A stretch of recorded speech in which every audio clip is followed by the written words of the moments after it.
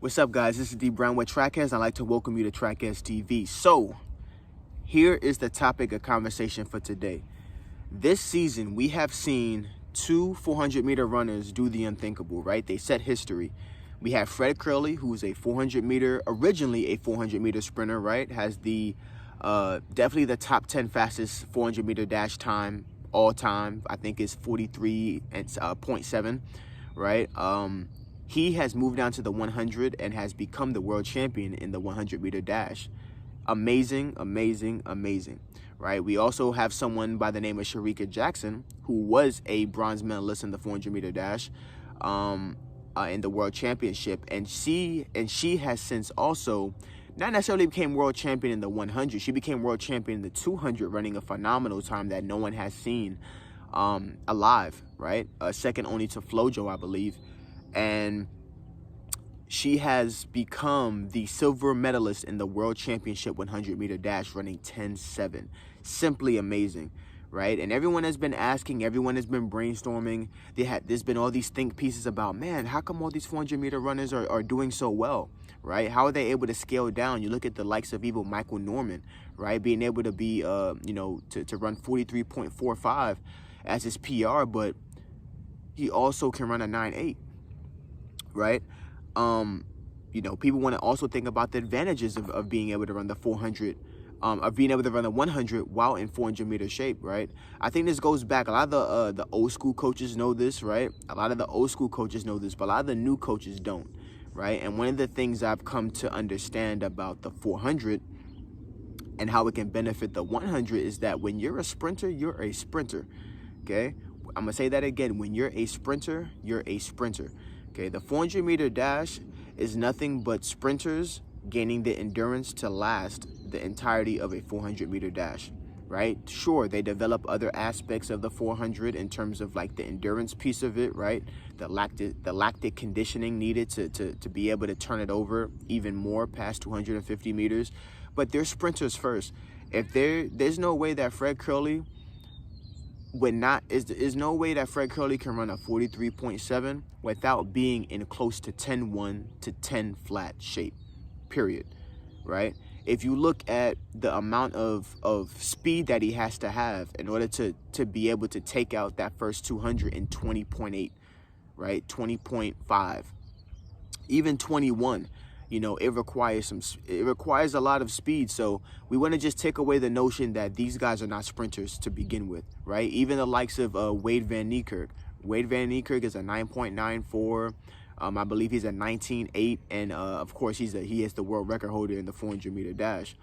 But as you can see, his PR is definitely under 10 seconds, and that's almost like what you need in order for you to be able to run a sub 43 400-meter dash. Can you run a 400-meter dash under 43 seconds without having those accolades? Of course, right? We have a lot of guys in history that have been able to accomplish that feat. But when we're talking about the doubling of being able to run the 100, 200, and 400, it's very important to consider the fact that these athletes are sprinters, point blank, period. They're not different just because they run the 400. If anything, they're showing us that if you are a 400-meter runner, you've been training as a 400-meter runner, there's actually advantages of going down to the 100-meter dash that the other athletes do not have.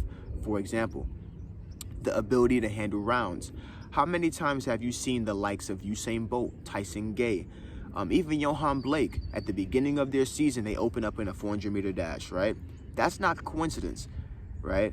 At that particular level, it's not about how fast you can run a 100-meter dash one time. It's about how fast you can run the 400-meter dash 3 times, 2 of which are usually performed within an hour to 2 hours of each other on the final day, right? So it's about having the conditioning and having the endurance available to not just turn over one time, but to turn over multiple times during a particular day. Then you also have to add into the account that they're also going to be running 4x1s. A lot of these guys are also doubling in the 200. So when you look at the energy systems and you look at just how the body's supposed to be able to react, there's a lot of conditioning that's needed, right? A lot of conditioning that's needed for you to be able to accomplish all those sprinting feats. Well, guess the perfect athlete that can accomplish that?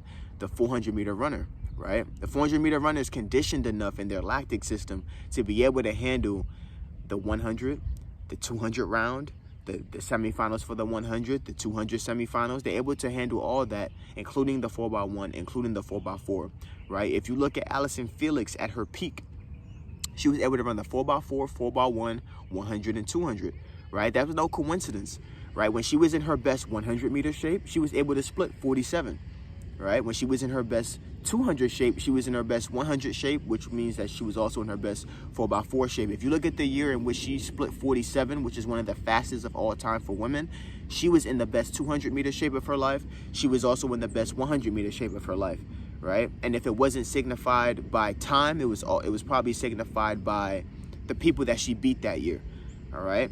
There's no coincidence that they had her on that 4x1 as well. So I want to kind of put that in perspective, because a lot of people are just like, man, this is the year of the 400-meter runners. It's the year of the 400-meter runners, correct.